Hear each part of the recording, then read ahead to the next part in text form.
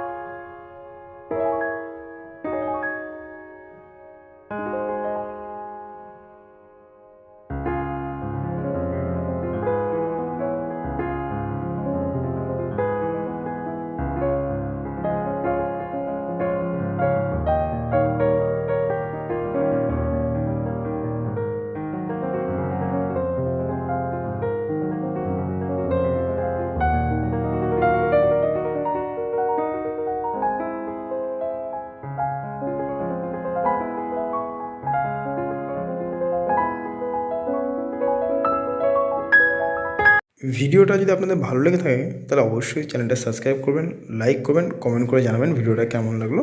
ধন্যবাদ পুরো ভিডিওটা দেখার জন্য।